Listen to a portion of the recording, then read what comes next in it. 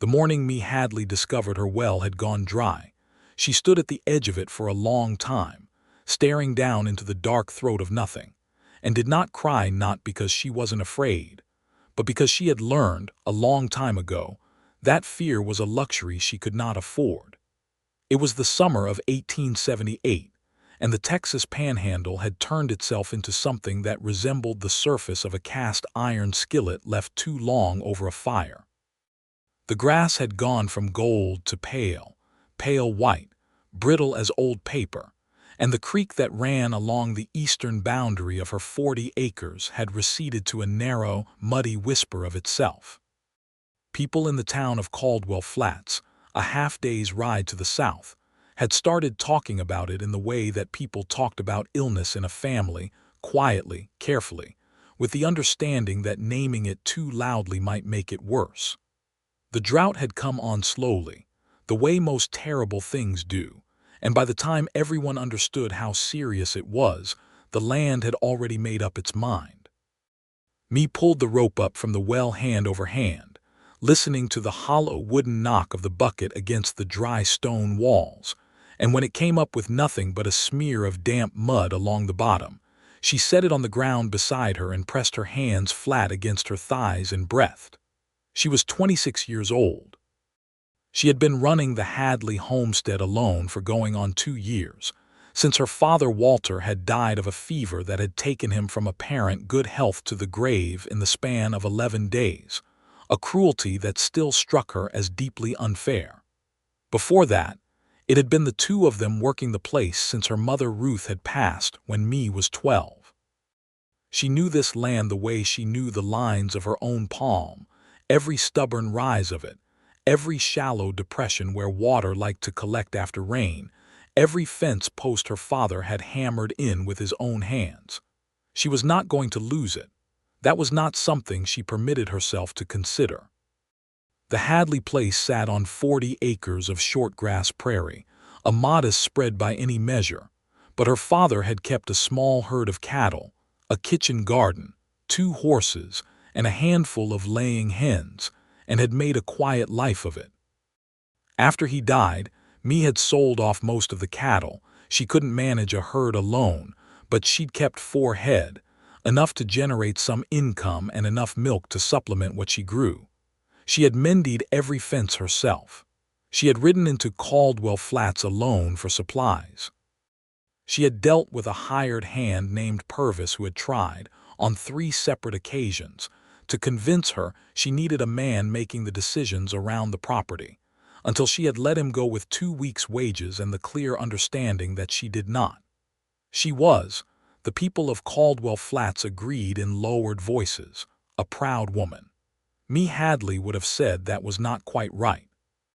She would have said she was a practical woman, a self-sufficient woman, a woman who had learned that asking for help was a door that swung both ways, that once you opened it, you had better be prepared for what came through. She had watched her father borrow money from the bank in Caldwell Flats when a hard winter had taken most of his cattle 3 years before he died, and she had watched how that debt had hung over him, had seen how it changed the set of his shoulders when he rode into town, how it made him careful and quiet in ways he hadn't been before. She had promised herself then that she would not carry someone else's weight on top of her own. So she stood at the empty well on that July morning in 1878, and she thought about what she was going to do, and she did not look west toward the Langston property. She looked west anyway. She had been trying not to for 2 years, and she was not particularly successful at it. The Langston ranch occupied the land directly to the west of hers, separated by a fence line and a shallow rise that had once been a reliable windbreak, but had lost most of its scrub cedars to the dry years. Abel Langston ran the place with 2 permanent hands and a revolving cast of seasonal workers, and he ran it well. Everyone in the county knew the Langston Ranch. It was one of the larger operations in the area, not grand by the standards of the big outfits in West Texas, but substantial and well-managed, with a good house, a functioning barn, several outbuildings, and most critically at this particular moment in time, a deep spring-fed well that had not run dry and showed no signs of doing so. Mae had been aware of Abel Langston as a neighbor for all the time she had lived here, which was her entire life. But she had become acutely aware of him as a man, as a specific, particular, inconvenient man only in the last 2 years, since she had been running the Hadley place alone, and he had, without making any sort of announcement about it, begun quietly looking out for her. It had started small. A fence line that bordered both their properties had needed mending after a hard storm knocked a section down, and she had gone out to do it herself only to find it already repaired, and neatly, the posts set solid and the wire strung with care. She had known it wasn't her work. She had stood there in the cold morning air looking at it and felt something complicated move through her chest. She had not thanked him, because thanking him would have meant acknowledging that she'd noticed, and acknowledging that she'd noticed would have meant having a conversation she wasn't sure she knew how to have. The second time, a yearling from her small herd had gotten through a gap in the fence and wandered onto Langston land. One of his hands, a quiet man named Dewey, had ridden over to return it. Mae had thanked Dewey with perfect composure, and had not let herself wonder whether the errand had been Dewey's idea or his employer's. The third time had been more direct. It was mid-autumn, going on a year after Walter Hadley died, and Mae had been patching her roof alone, up on the ladder with a bucket of pitch and a bundle of cedar shingles, when she'd heard a horse stop at the fence line. She'd looked down and seen Abel Langston sitting his tall bay gelding, watching her with an expression she couldn't quite decipher at that distance, something that might have been concern or might have been simple neighborly attention. He'd touched the brim of his hat. She'd given a short nod and gone back to her work. He'd ridden on. She had thought about that nod, both his hat touch and her answering nod, more times than she would have cared to admit. Abel Langston was 31 years old, 3 years older than she was, and he had taken over the Langston ranch from his father Daniel, who had retired to San Antonio to live with his sister's family after his knees had begun to give him trouble the previous spring. Abel had grown up on this land the same way Mae had grown up on hers, and there was something in him that was made of it, the same directness, the same patience, the same understanding of how a piece of ground could be both stubborn and generous depending on how you treated it. He was a tall man, broad through the shoulders, with dark hair that wanted to curl at his collar and light brown eyes that had a quality to them Mae found difficult to ignore, a quality of paying full attention, as though whatever he was looking at was worth the trouble of really seeing. She had catalogued all of this against her will, in the same way she had catalogued the fact that his well was deep and spring-fed and currently full. She was not going to ask him for water. That was settled in her mind before she'd even finished pulling the empty bucket up from her own well. She was not going to ride over to the Langston property with her hat in her hand and explain that her well had run dry and could she please use his. She was not going to let him see her at a disadvantage like that, not because she didn't think he would help her. She was fairly certain he would, which was almost part of the problem, but because the moment she did that, she would owe him something. And owing Abel Langston something felt dangerous in a way she couldn't entirely explain and didn't particularly want to examine. She was going to figure it out herself. She would haul water from the creek, she decided. The creek was down to a slow crawl, but there was still water in it, still enough to be useful if she was careful. It was a long way to haul water on horseback, but she had done harder things. She'd water her cattle and her garden from the creek, and she would manage her personal use carefully, and she would pray, as everyone in the county was praying for rain. She spent the rest of that morning making her plan, which is to say she spent it trying not to panic while looking very calm and deliberate. She checked on her cattle in the dry pasture, moved them closer to the fence line, where there was still a little shade from a stand of cottonwoods that had not yet given up entirely. She checked on her garden, which was struggling but alive. She had been careful with it, watering in the evenings, pulling any weed that dared compete for moisture. She pumped the last of what was in her cistern into her kitchen barrels, enough for perhaps 3 days of cooking and washing if she was careful. Then she saddled her roan mare, Copper, and rode the 2 miles to the creek to assess what she was working with. The creek was worse than she'd hoped. It was down to perhaps 6 inches deep in its center, a slow amber trickle over its sandy bed, warm and not particularly appetizing. But it was there, and that was what mattered. She could fill her barrels at the deepest pool, let the sediment settle, and boil what she needed to drink. It would take time and it would take work, but both of those things she had in sufficient supply. She was riding back to the homestead, her mind already organizing the tasks of the coming days, when she saw the dust on the rise to the west, and then saw Abel Langston's tall bay come down off it toward the fence line. She did not slow Copper's pace. She kept her eyes forward and her spine straight, and she told herself very firmly that she was simply riding past a fence line, which was something she had every right to do. Me. His voice carried easily across the dry air, which was still and hot and carried sound the way a telegraph wire carried current. She pulled Copper up. It would have been rude not to, and whatever else she was not rude. He was sitting the bay easy, one hand on the saddle horn, and his hat was pushed back slightly on his head in a way that meant he'd been working hard enough to build up heat. His shirt was rolled to the elbows. He looked at her the way he always looked at her, directly and with that quality of real attention, and it did the same thing to her chest it always did, which was to make it feel temporarily smaller. "Abel," she said, keeping her voice even.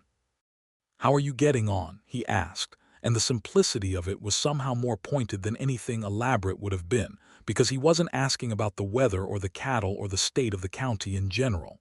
He was asking about her specifically, and he was asking it the way a person asked when they had a reason. She held his gaze. "Fine," she said.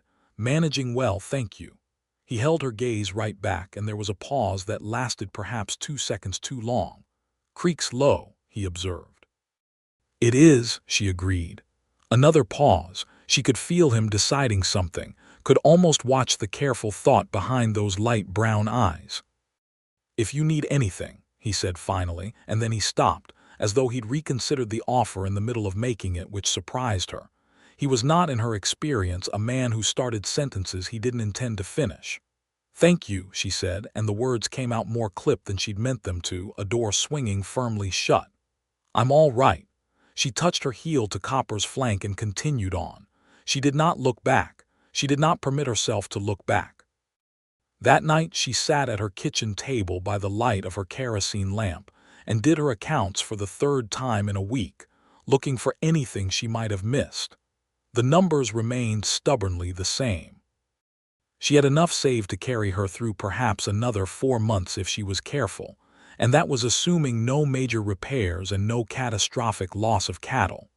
If the drought continued through the fall, and the almanac, which she was not superstitious about but was also not prepared to ignore entirely, suggested it might, she would be in serious trouble by November. She could sell the place. That thought crossed her mind the way a cold draft crossed a room, and she shut it out with the same efficiency, standing up from the table and going to the window to look at the dark land stretched out under the high clear stars. This was not her father's land anymore. It was hers. She had worked it and worried over it and mended and planted and harvested and ridden every inch of it, and she was going to hold on to it not because her father had told her to, he'd have told her to sell if keeping it meant suffering, but because it was the one thing in the world that was entirely her own, the one thing that was certain, the one foundation she had built her life on. She was not going to lose it to a drought. She went to bed and slept poorly and was up before the sun, and she did not look west when she went out to begin her morning chores, and then she looked west, because she heard something.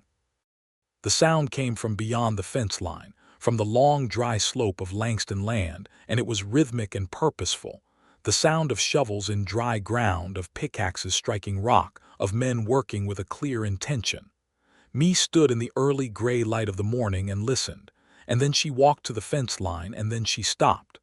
There were 3 men on the Langston side of the fence. One of them was Dewey, the hand she recognized.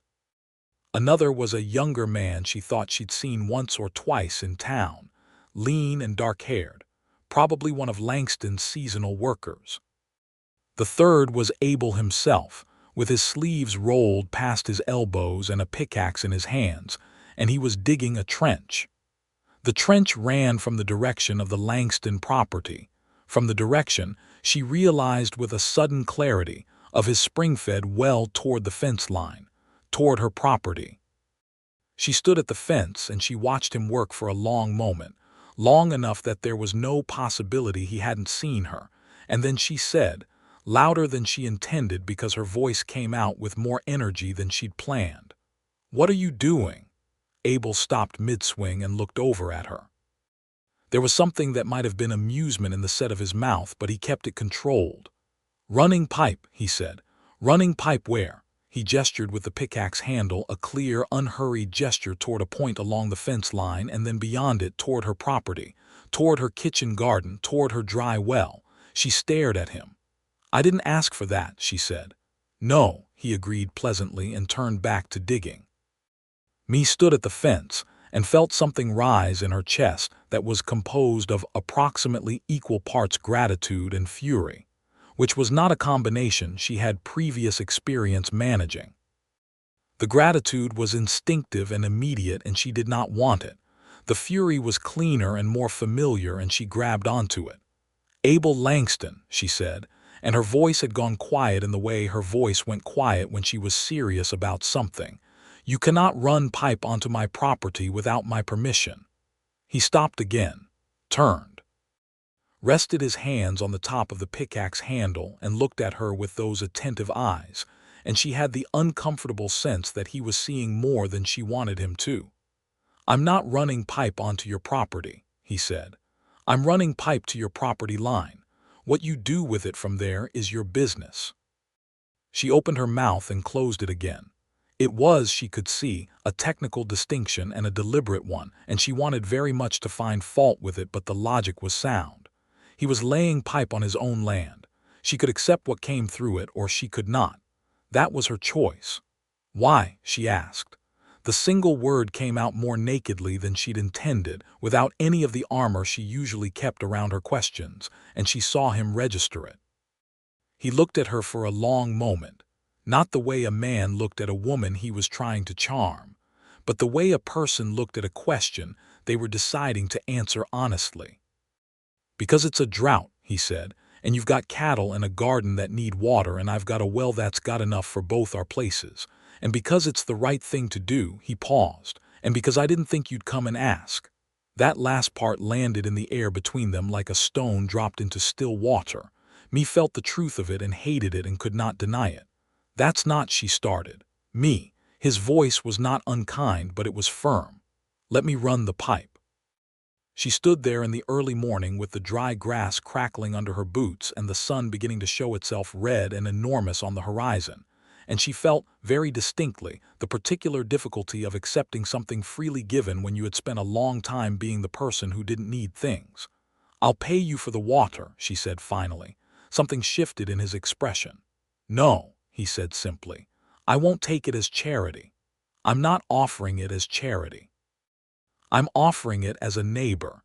He said it with a patience that made her want to argue and also made arguing feel impossible. "In a drought, Mae, you do the same for me." She held his gaze for another moment, and then she looked at the trench he was digging, and at the 2 men working alongside him, and at the direction the trench was heading, which was toward the gap in the fence nearest her garden, and she thought about her cattle and her plants and her 4 remaining head that she'd sold everything else to keep. "I'll keep records of what I use," she said, "for when the rains come back." "Fine," he said, in the tone of a man who had no particular intention of collecting, and turned back to his work. She went back to her house and stood in the kitchen with her hands flat on the table, her heart doing something disorganized and unplanned in her chest, and she told herself very firmly that she felt nothing except practical relief, which was a reasonable thing to feel when a neighbor was solving a practical problem. She felt this impractical thing anyway. By midday, the trench had reached the fence line. By late afternoon, Abel and his hands had laid the galvanized iron pipe in the trench pipe he had apparently ordered from the hardware in Caldwell Flats 2 days ago. She learned from Dewey, who came to the fence to let her know they were ready to connect it to her side if she wanted to show them where she needed the water to reach. Me brought Dewey and the younger hand, whose name was Cass, through the gate and showed them the garden and the well, and they worked another 2 hours laying the extension, capping it with a hand valve she could open and close herself. And when it was done, they tested it by filling a bucket from it, and the water that came through was cold and clear and so obviously and purely good that Me had to look away for a moment to collect herself. Abel was not with them when they ran the connection on her side. She had noticed his absence and had told herself it was of no consequence. That evening she sat down with her account books and added a column headed Water Langston Spring and began keeping meticulous records, because that was what she'd promised herself she'd do, and keeping her word to herself was the foundation of all the rest of it. She was 7 entries into the column when she realized she was smiling. She stopped immediately. The weeks that followed were perhaps the strangest of Mae Hadley's adult life, which was saying something, given that she had buried her father and run a ranch alone, and managed a hired hand's attempts to condescend her out of her own property. Strange not because anything dramatic happened, but because of the quiet accumulation of small moments with Abel Langston, each one ordinary enough to be dismissed, and all of them together adding up to something that she could not keep calling nothing. He did not use the pipe as an excuse to be at her property constantly, which she had half expected and had been prepared to manage. He was, as he had always been, present at a reasonable distance, available without being intrusive, as though he understood perfectly well that the boundary she kept around herself was not a wall but a fence, the kind with a gate that could be opened by the right person under the right circumstances.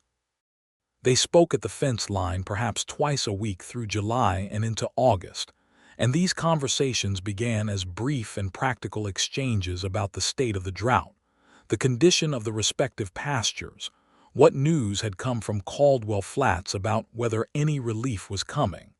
But they did not stay brief.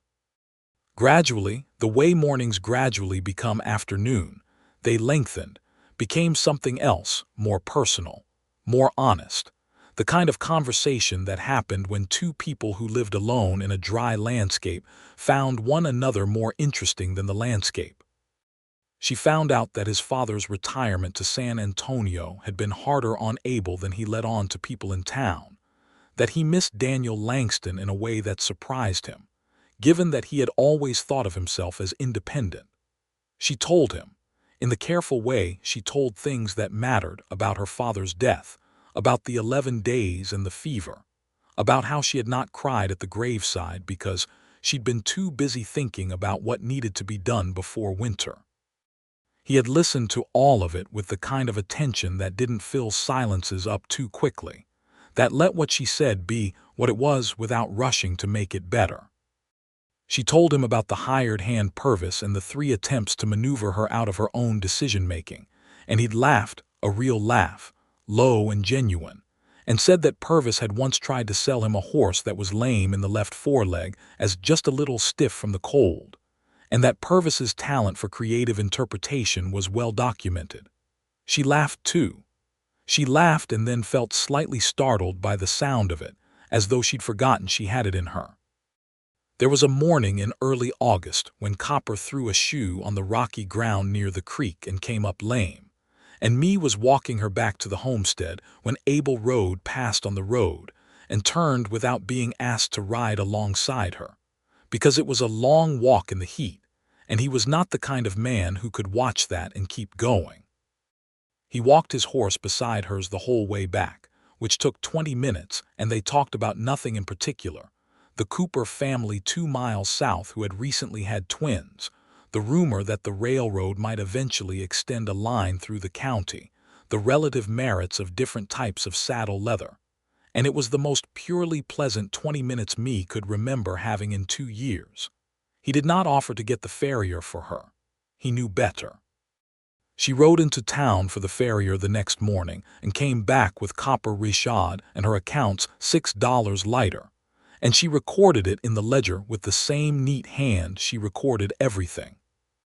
By the second week of August, Mee was aware that something had shifted in the architecture of her days, that they were organized now around certain fixed points, and that one of those points was the time in the morning when she might encounter Abel at the fence line. She was aware of this, and she was not happy about it, not because she disliked him, but because she was not a woman who built her days around other people, and the fact that she had apparently begun to do so without deciding to was alarming. She also became aware in the second week of August that the Tanners were in trouble. The Tanner family, Holt Tanner, his wife Cecilia, and their 3 children had a small homestead about 1.5 miles east of the Hadley place, and their situation was worse than hers. Holt was a good man but not a strong farmer, and he had never been able to get his well deeper than 40 feet, which in ordinary years was adequate, and in this year was a disaster. Mee heard from their eldest daughter, a girl of 15 named Annalise who sometimes helped me with sewing in exchange for eggs, that the Tanners had been hauling water from the creek for 2 weeks and that the cattle were suffering. Mee went to the fence line the next morning and waited for Abel, which was not something she would ever have admitted she was doing, but was what she was doing. "The Tanners are in trouble," she said without preamble when he appeared on his side of the fence. He looked at her, and she saw him working through the same calculation she had already worked through. "How bad?" he asked. "Worse than me," she said. 40-foot well. It's been dry for 2 weeks and Holt's been hauling from the creek." Abel was quiet for a moment. He looked east, the direction of the Tanner place, and then he looked at the pipe he had run to Mee's property, and she could see the question he was considering. "The Tanners are further away," she said carefully. "The pipe wouldn't reach." "No," he agreed, "it wouldn't. But you could run a separate line east from the well," she said, "or extend from mine if you'd rather. It's a simpler route." He looked at her, and something in his expression was warm in a way she felt in the center of her chest. "Whose idea is this?" he asked. "It's the right thing to do," she said, using his words back at him deliberately, and she saw the warmth in his expression increase. "I'll ride over to see Holt this afternoon," he said. He did, and 2 days later, Dewey and Cass were digging again, and the pipeline extended east from the Hadley connection to a point where Holt Tanner could reach it with a short run of his own. Holt Tanner had fewer reservations about accepting help than Mee had. He thanked Abel with the uncomplicated gratitude of a man who had 3 children depending on him and could not afford pride over practicality. Cecilia Tanner came to Mee's door with a pie, a careful, precious pie made with dried peaches she had been saving, and said, with tears she was trying to contain, "He told us it was your idea." Mee said it had been a joint effort and showed Cecilia inside for coffee and an hour of conversation that she found she had been hungrier for than she'd known, the particular warmth of another woman's company. The drought was not breaking. The sky continued its pale, relentless blue, interrupted occasionally by clouds that built up in the afternoon and then dissolved without delivering anything. Mee checked her water records every evening and counted the inches in her cistern and watched the creek draw back another foot from its banks. She had enough, with the pipe, to keep her garden alive and her cattle watered, and for that she was grateful in a deep, structural way that she could not entirely separate from the specific fact of Abel Langston. The not separating it was becoming a problem. One evening in mid-August, she was watering her kitchen garden in the long horizontal light of the late afternoon sun, moving slowly down the rows with her watering can, when she heard the gate at her fence open. She turned, because the gate opening was not something that happened without her doing it, and she saw Abel Langston walking across her yard with his hat in his hand. He had never come to her door before.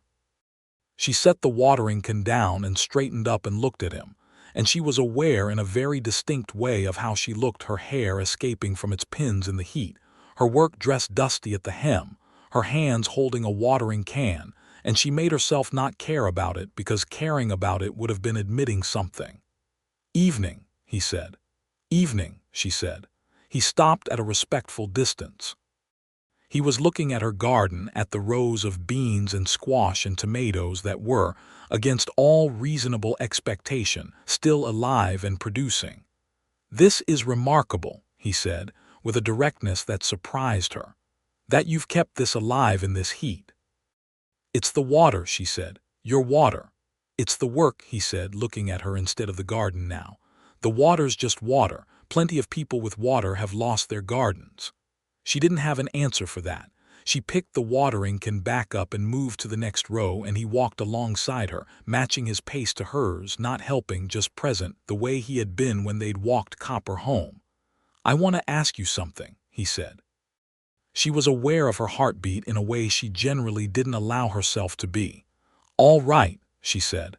"There's going to be a gathering at the Coopers on Saturday," he said. "Margaret Cooper is organizing it. She says it's a quilting circle, but what it actually is, from what I understand, is every family in the county getting together to figure out how to help each other through the rest of the summer." He paused. "I think you should come." She looked at him. "I wasn't planning to." "I know," he said. "That's why I'm saying it. Abel, you have information other people need. Me. You know about managing water conservation better than anyone in this county right now. You've kept 4 head of cattle and a garden alive in a 40-year drought with careful management. And there are families out east of here who are making bad decisions because nobody's told them the better ones." He stopped and looked at her directly. "That's not about pride, that's about what you know." She absorbed this. He had found, she realized, the exact angle from which she could not refuse, not because he was manipulating her, but because he was right. She was too practical to ignore right. "Are you going?" she asked. "Yes." "Will you ride with me?" The question came out before she'd finished deciding to ask it, and she heard it in the air between them and could not take it back, and found, after the first startled moment, that she did not want to. He looked at her with something in his face that she could only describe as careful happiness, the expression of a man who was not rushing anything. "I would be glad to," he said. They rode to the Cooper Ranch together on Saturday morning, and it was the first time Mae Hadley had ridden anywhere with another person in 2 years, and she was aware the whole way of the particular quality of riding beside someone who matched your pace without being asked to, who was comfortable with quiet without filling it up, who glanced over at you occasionally with an expression you wanted to memorize, but didn't let yourself because you weren't sure yet what you were allowed to want. The gathering at the Coopers was more substantial than Mae had expected. 17 families represented, some of them from as far as 8 miles away, crowded into the Cooper barn, which Margaret Cooper had decorated with a cheerfulness that seemed at first incongruous and then genuinely heartening, because the courage it took to be cheerful in a drought was not nothing. Abel introduced me to several people she knew only by name, and she found herself talking about water management in a way that was practical and specific, and people listened, and 3 families left with concrete plans for how to reduce their water usage and extend what they had. Mae had not expected to feel what she felt, which was useful. The sensation of being genuinely useful to a community she had been keeping at arm's length was more significant than she'd anticipated, and she rode home that afternoon beside Abel Langston in the early gold of a late afternoon, feeling something large and quiet that she could not quite categorize. "Thank you," she said when the Hadley fence line was in sight. He looked over at her. "For what?" "For making me go," she said. "You were right about what I knew." She paused. "I don't often say that. That I'm right, that I was wrong," she said, "about keeping to myself." He was quiet for a moment. They reached her gate and he swung down from the bay and opened it for her, which she would ordinarily have done herself, and she rode through and he followed, and they stood at the edge of her yard in the long evening light with the horses standing patient beside them. "Me," he said, and stopped. "What?" she said. He was looking at her with that full attention look, and she felt it in all the places she'd been trying not to let it reach. "I've been trying to find the right time to say something to you for about a year and a half," he said, "and I keep deciding the time isn't right, and then the time isn't right again, and I think what I need to accept is that there probably isn't a perfect time, and waiting for one is a waste of time that I am running out of patience for." Me felt something tighten and then release in her chest, like a rope under tension being carefully loosened. "Then say it," she said. "I would like to court you," he said. He said it plainly, without embellishment, and it was the plainness of it that got her, the directness, the simple honesty of it, with none of the flowery maneuvering she had always associated with men who wanted things from women and dressed it up in language to disguise the wanting. He just said it. She looked at him for a long moment. The light was going gold, and the dry air smelled of dust and heat, and the faint clean edge of the water coming through the pipe from his well, and she was standing in the yard her father had built their life in, and she thought about all the ways she had kept this moment from happening, all the careful architecture of self-sufficiency she had built precisely so that she would never be in a position where she needed someone, and she thought about what that architecture had cost her, the loneliness of it. The long evenings with only the lamp and the ledger, the way she had learned to ignore the sound of her own heart asking for things she wouldn't allow it to have. "All right," she said. It was not a romantic declaration. It was 2 words, practical and direct, and it was the most important thing she had said out loud in 2 years. And from the way Abel Langston's face changed when she said it, that careful happiness becoming something less careful and more full, she knew he understood exactly what it had cost her to say it. Courting Mae Hadley was, Abel told Dewey the following Monday with a grin that Dewey found somewhat bewildering, the most interesting challenge I have ever taken on willingly. And Dewey, who had watched this particular situation developing for a year and a half, allowed that seemed about right. Me, for her part, found the experience of being courted genuinely disorienting in a way she hadn't anticipated. She had expected it to feel threatening, like an invasion of the independence she'd worked so hard to maintain. Instead, it felt more like she searched for the right word and settled on companionship, which was a quieter word than she'd expected the feeling to be. Abel was not a man who courted with the intention of taking over. He was a man who courted with the intention of adding himself to something, rather than replacing anything. He came to her door 3 evenings a week in the summer dusk, and they sat on her porch or walked the fence line or played cards at her kitchen table with the lamp turned up, and they talked. They talked about everything, the land, the drought, the economics of running a small ranch in this particular county at this particular time, the people they knew in Caldwell Flats, their respective fathers, what they wanted their lives to look like in 10 years. Me found she had opinions about all of it that she had never had anyone worth telling. He was funny, which she hadn't fully understood until they were spending real time together. There was a dry, precise wit in him that appeared at unexpected moments, and it had the effect of making her laugh in ways she hadn't laughed in years. Not the polite, contained laughter she produced for social situations, but the involuntary kind, the kind that came from somewhere real and surprised. She told him one evening about her mother, about Ruth Hadley, who had died when me was 12, who had made the best biscuits in the county and could shoe a horse and recite long passages of poetry from memory, and had been, in me's small child estimation, the most capable person in the world. She hadn't talked about her mother to anyone since her father died. She hadn't realized how much she'd been carrying it until she felt the weight of it lessen in the telling. Abel listened, and then was quiet for a moment in that way he had, the way that meant he was treating what she'd said with respect instead of rushing to respond. And then he said, "She sounds like someone who made the world around her a little more than it would have been without her." Me had to look away at the dark landscape for a moment. "That's exactly right," she said, when she could say it without her voice breaking. "That's exactly what she was. He reached across the porch railing between them and put his hand over hers very gently, and she let him. The drought broke in the third week of September. It came after 3 days of clouds building up from the southwest, real clouds this time, heavy and gray and purposeful, not the teasing cotton-white piles that dissolved into nothing. The air changed on the evening of the second day, pressure dropping, temperature falling, a smell on the wind that everyone in the county recognized and felt in their bones as hope. Children ran outside. Dogs barked at the sky. Holt Tanner rode past the Hadley fence line on his way back from town and shouted the cloud report as though the news were a fire bell.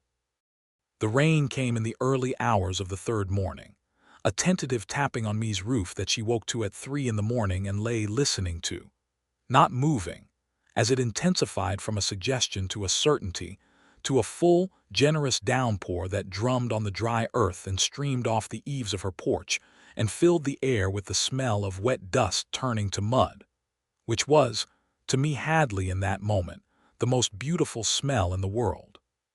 She got up and went to the porch in her bare feet, still in her nightgown, and stood in the edge of the rain coming off the roof and cried, finally, for the first time since she had lost her father, because the rain was enough of a reason to cry without it being about anything else. She thought about the pipe.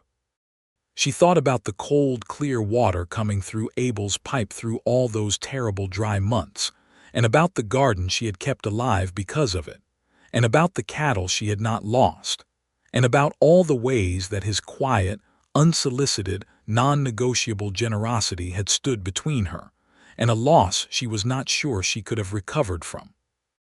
She thought about all the ways she had resisted it, and how he had been patient with her resistance, and had given her exactly the right amount of room and exactly the right amount of presence, never too much of either, and she thought about his hand over hers on the porch railing in the dark. She went back inside and dressed, and did not wait for daylight before saddling Copper. She rode to the Langston property in the rain, which had eased somewhat from its midnight peak to a steady and generous fall, and she tied Copper under the overhang of the barn and went up the porch steps of the Langston house and knocked on the door with a certainty she had not known she was capable of until this moment. Abel opened the door in his work clothes. He had been up, she realized, had been up probably since the rain started, probably doing the same things she had been doing, checking on his cattle and his buildings, and watching the water collect in the dry creek bed. His hair was damp. He looked at her standing on his porch in the rain-dark morning, soaking wet and deliberate, and with an expression that she hoped communicated approximately what she felt, and something happened in his face that she wanted to keep forever. "Me," he said. "I am not good at this," she told him without preamble. "I want to say that first so you understand what you are getting. I am not a woman who—" She stopped and started again. "I have spent a long time not needing anyone and being careful about how much of myself I gave to anything I could lose, and I have been very successful at that, and it has also been the loneliest 2 years of my life." He said nothing. He was looking at her with those fully attentive eyes, and he was giving her all the room in the world to finish what she'd come here to say. "The pipe," she said, and her voice was very level, which was the only way she could get through it. "I told myself I would keep a record of what I owed you, and I have filled up a whole column in my ledger, and what I understand now is that I was keeping the record because it was the only way I could let myself accept something from you without it being about anything more than economics, and that was dishonest."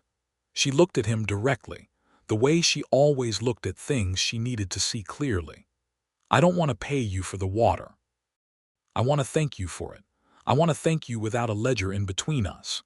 He stepped out onto the porch in the rain, which was still falling warm and heavy around them, and he cupped her face in both his hands, and he was very careful about it, the way he was careful about everything, and he said, quietly, "Mae Hadley, I have been half in love with you since I watched you patch your own roof in October of '76 and looked down at me like you were considering whether I was worth stopping work for." She almost laughed. "And what did you decide?" "I decided you were," he said, "and I was right." He kissed her, standing on his porch in the September rain, with the creek already rising in the distance and the dry earth finally drinking, and Mae Hadley let herself feel it, all of it, the warmth and the relief and the terror and the enormous unexpected joy of it, without trying to record it in any ledger at all. The autumn of 1878 came in soft and golden after the rain, as if the land itself were exhaling. The creek ran clear and full within a week of the September storm, and the pastures that had turned to dust slowly greened again, a pale and tentative green at first, then stronger, the way recovery always was.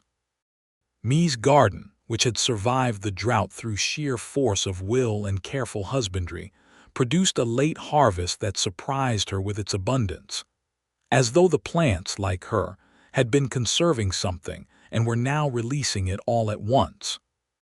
Abel was at her place more often than not in those weeks, sometimes with a clear practical purpose, helping her repair the barn roof before the hard weather came, looking at the fence line on the south pasture that had been weakened by the dry summer, and sometimes with no purpose at all except to be there, sitting on her porch in the evenings with a cup of coffee, or standing at the kitchen table while she made supper, talking about the day. She let him stay for supper on a Tuesday in October, and again on Thursday, and then it simply became the thing that happened, that Abel came for supper on Tuesday and Thursday and brought his quiet company with him, and did the dishes after with a matter-of-factness that she found she could not argue with because she had tried and he had just kept doing the dishes.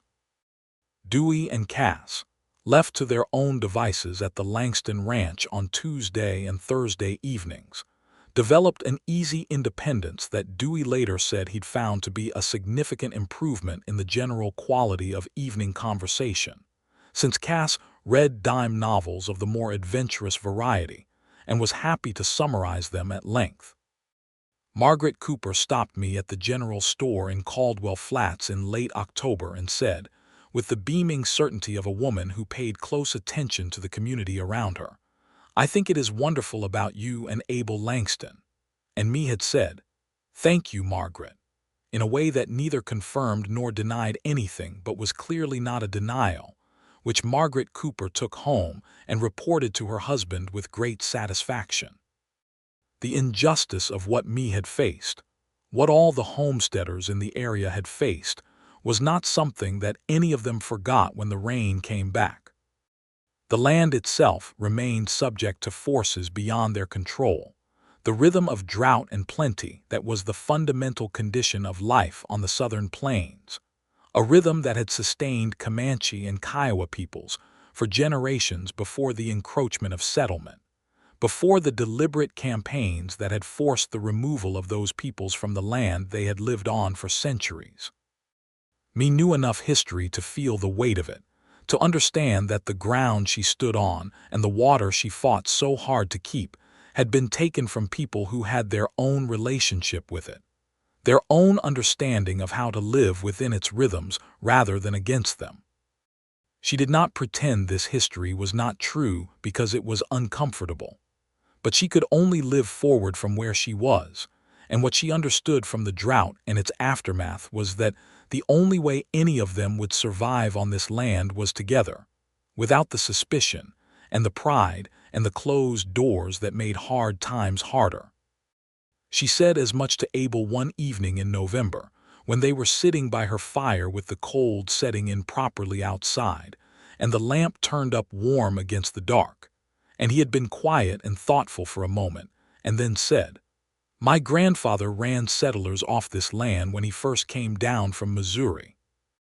He ran off at least 2 families that I know of.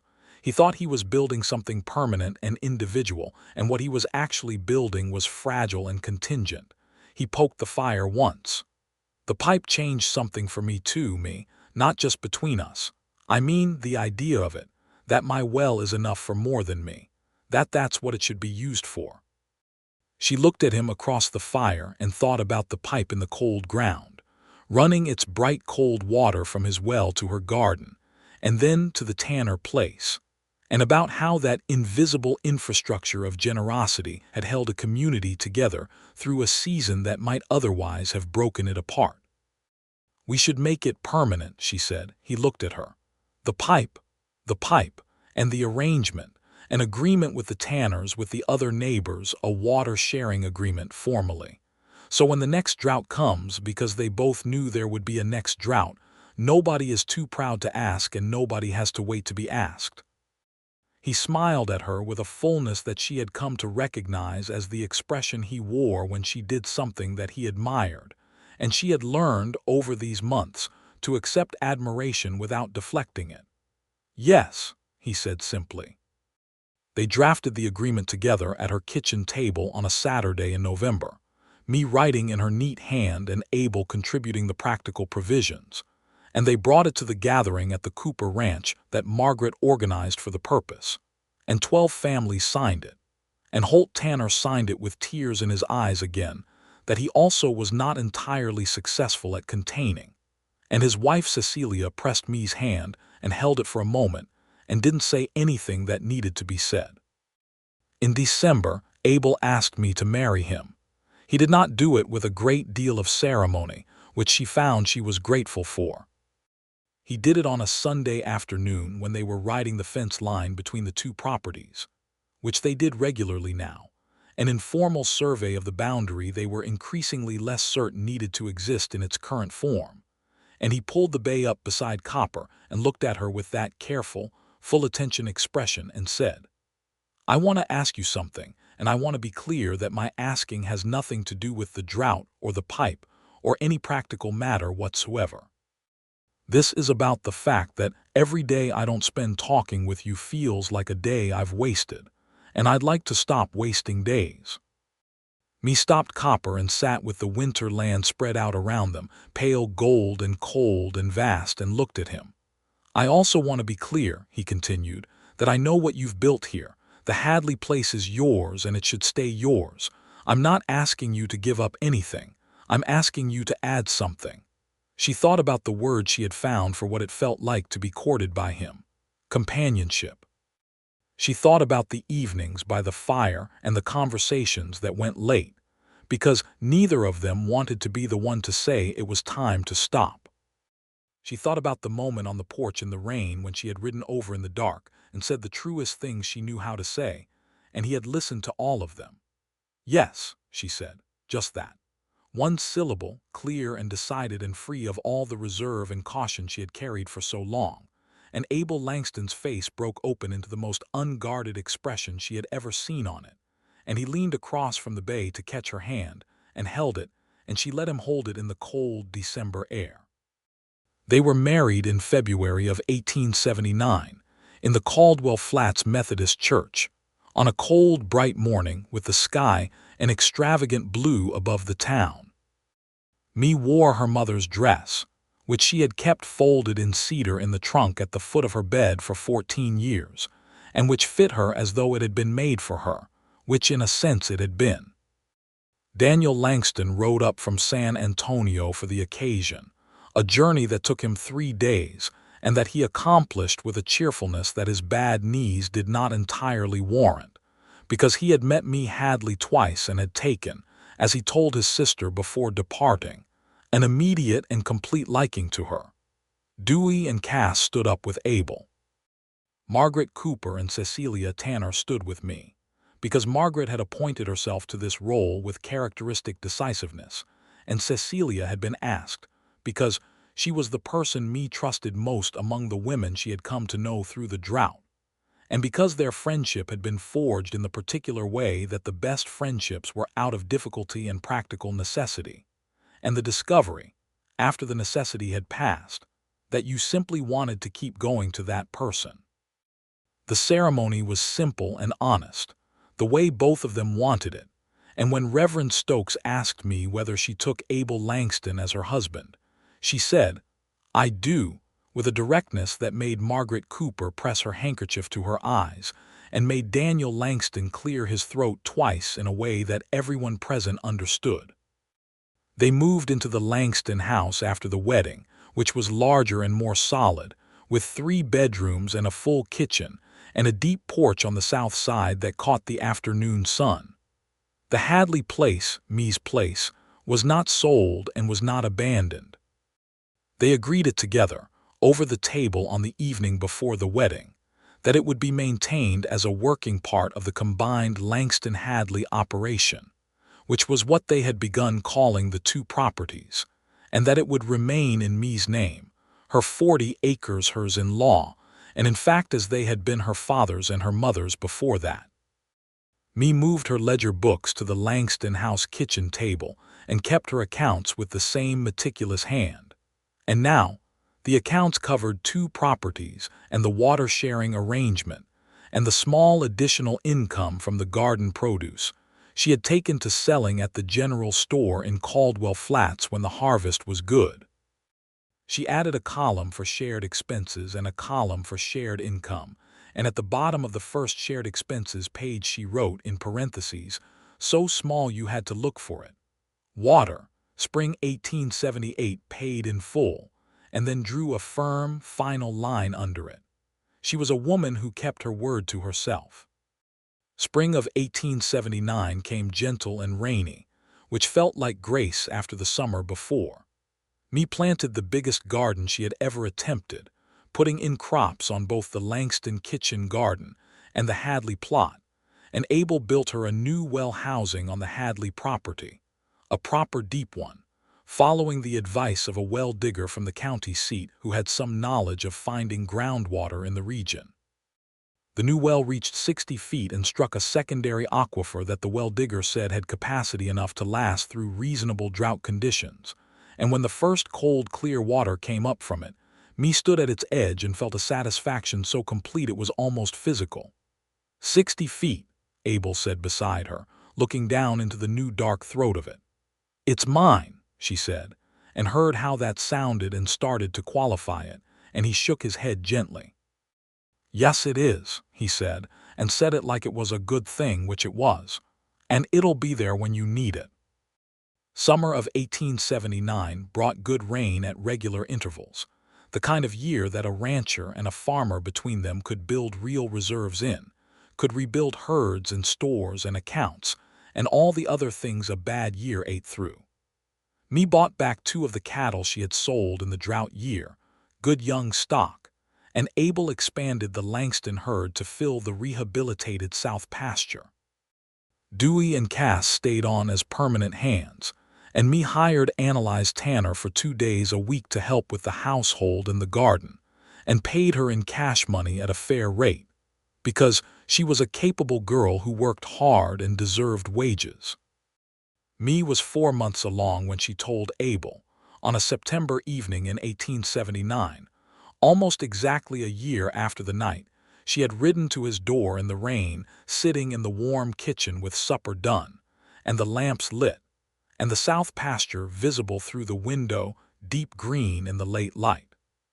She told him by putting her ledger book in front of him and pointing to the column she had started, just one line, neat and clear and deliberate, with a notation and a date and a projected timeline written in her characteristic manner. He looked at it, looked at her. She watched something enormous move through him quietly, the same way everything with Abel moved, not in a storm but in a tide, deep and thorough and undeniable.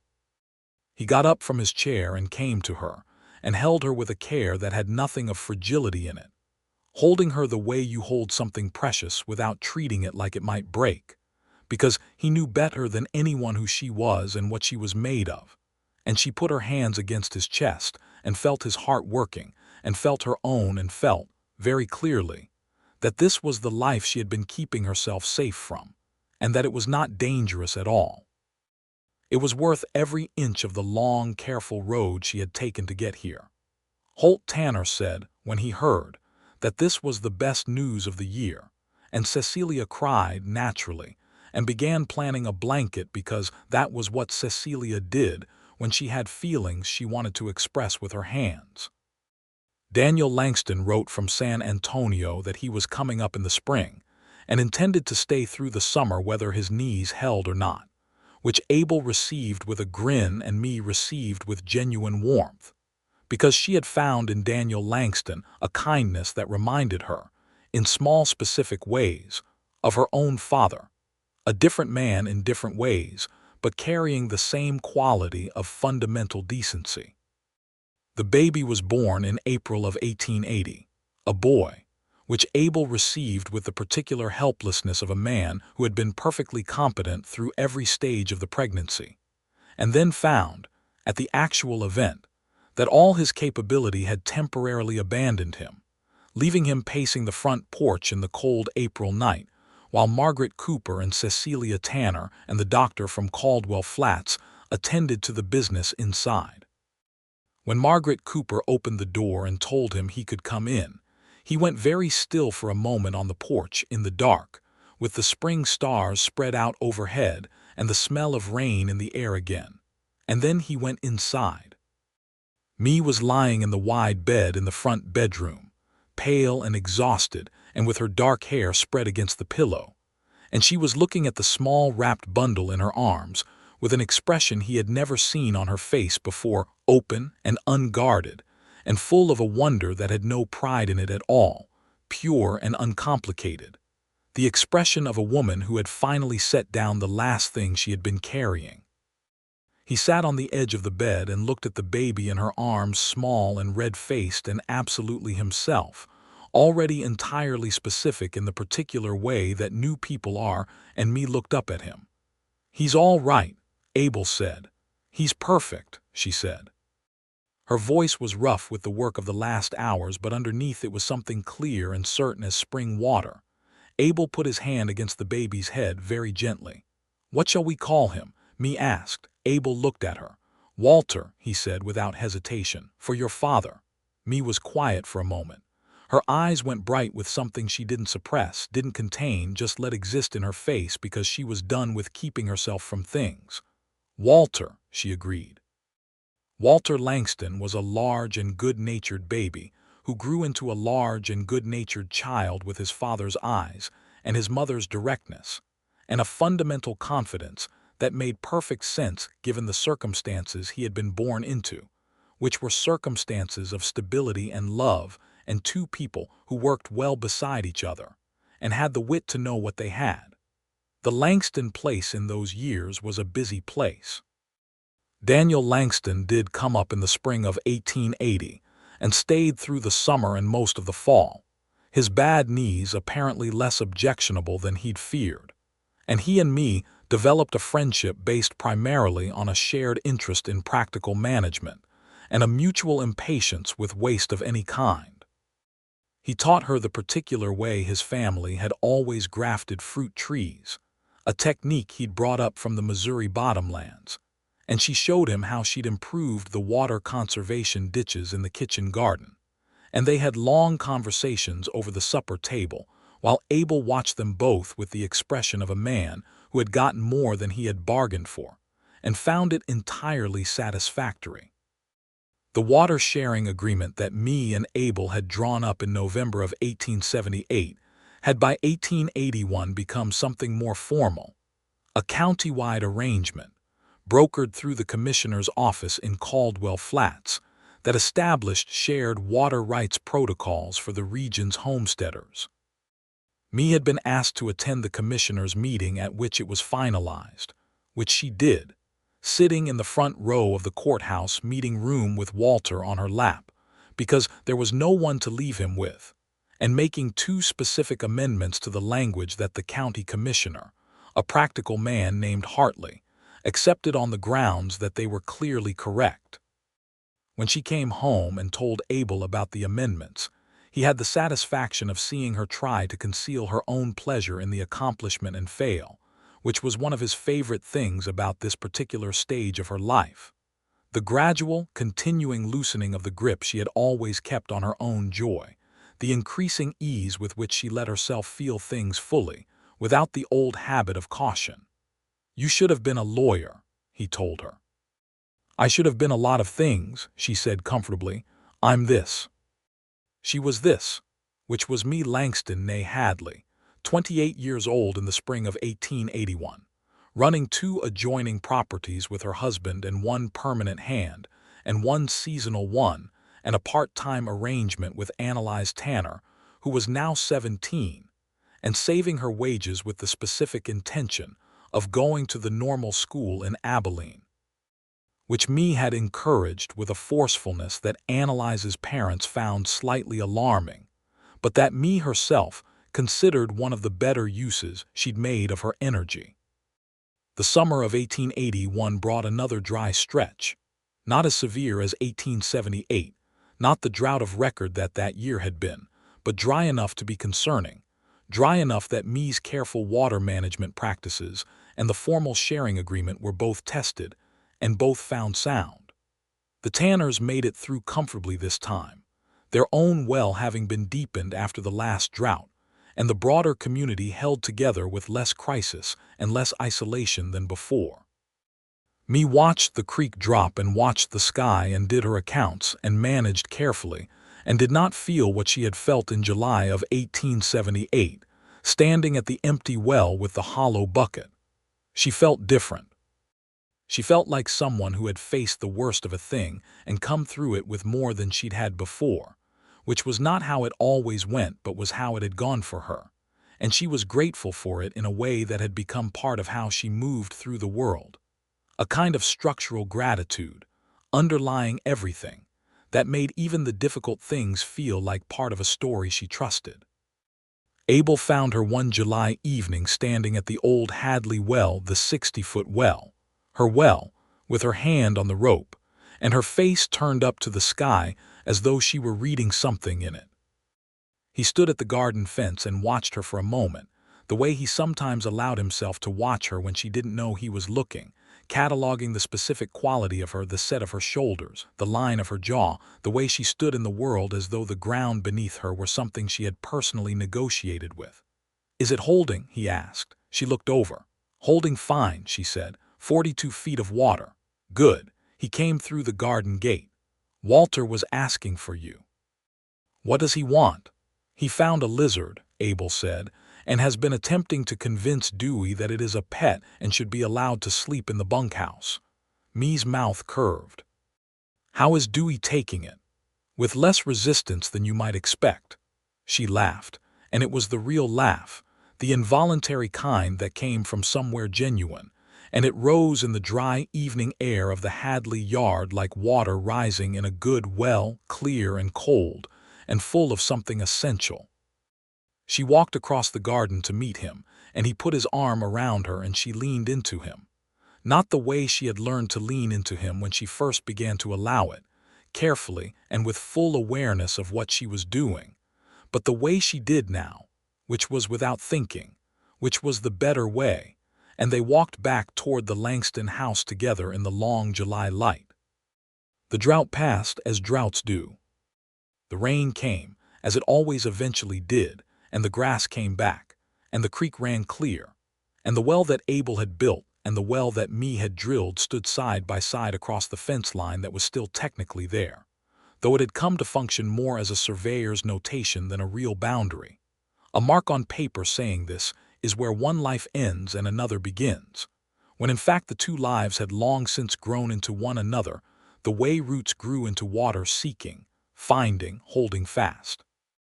In the fall of 1882, Mae found another entry to add to the ledger. She told Abel on a Sunday morning, again with the ledger, again with the precise notation in her neat hand, and again he got up and came to her, and this time she laughed even as he held her because the ceremony of it, the ledger, the notation, the particular way she had chosen to communicate the most personal things in the language of accounts, was so perfectly her that it had become their language. The private shorthand of two people who knew each other well enough to find the other's specific habits of being deeply, permanently charming. "Another column," he said, his face against her hair. "Another column," she confirmed.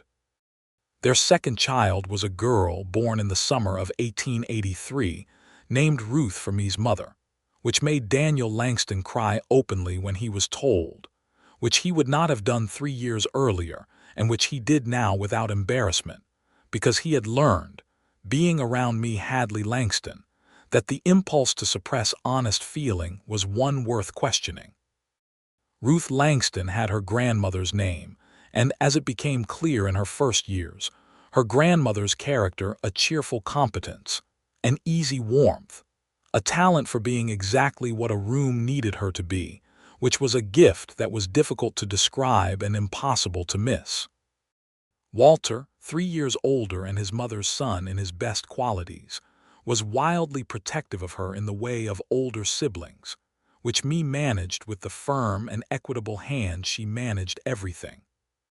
The community around them continued to grow and struggle and hold together in the ways that communities on the southern plains did in those years, through the particular combination of isolation and interdependence that the land imposed, a balance that never got easy but that became, over time, something people understood they were built for. The formal water agreement was copied by 2 other counties. The Caldwell Flats Gazette ran a piece about it in the spring of 1883, and the journalist who wrote it came to interview me, who gave him precise and useful information, and declined to be photographed on the grounds that it was an unnecessary use of time, which Abel found privately hilarious. On a September evening in 1883, exactly 5 years after the night Mae had ridden to his porch in the rain, Abel and Mae sat on the south porch of the Langston house, while Walter played in the yard below them, and Ruth slept in the cradle inside, and the country spread out before them in the autumn gold, every fence and post and irrigation ditch and repaired structure of it familiar as the lines of their own hands. Mae had a letter in her lap, from a woman in the next county who had read the Gazette piece and was writing to ask about the water-sharing arrangement, whether it had worked, whether it was worth the trouble of setting up for a community in its first drought year. "What are you going to say?" Abel asked. Mae looked at the letter and then at the country before them and then at Walter in the yard below chasing a grasshopper with a seriousness of purpose that was entirely his mother's. "I'm going to say it works," she said. "I'm going to say that the only thing harder than asking for help is refusing it when you need it, and that both things can cost you more than you intend." She paused. "And I'm going to say that the arrangement holds best when nobody keeps a ledger." Abel looked at her. She felt his look the way she always felt it, fully, warmly, without the old instinct to deflect it. "Nobody," he said. She met his eyes and held them and let the smile come fully, the unguarded kind, the involuntary kind, the one she had stopped trying to manage. "Well," she allowed, "almost nobody." She reached across the space between their chairs and put her hand in his, and he closed his fingers around it, and the evening light fell over the country they had built together. The 2 wells and the fence lines and the pipe in the ground, the garden and the pastures, the legal documents in the county office with both their names on them, the ledger in the kitchen with its columns closed and its final lines drawn, and the cradle inside with the sleeping girl, and the boy below with the grasshopper, and the whole unglamorous, extraordinary abundance of an ordinary life, made by 2 people who had chosen each other clearly and kept choosing each other daily, which was the only way it was ever really done. The September rain, when it came that year, was gentle and sufficient and arrived exactly when the land needed it. Mae Hadley Langston stood at the window and listened to it on the roof of the house that had become hers as fully as the house that had always been hers, and she did not cry this time, because there was nothing to release. Everything she had was already here, already full, already running clear and cold and deep as a good well in good country, and she was not afraid of any of it. She had never been good at being afraid of the right things. She had always been good at staying.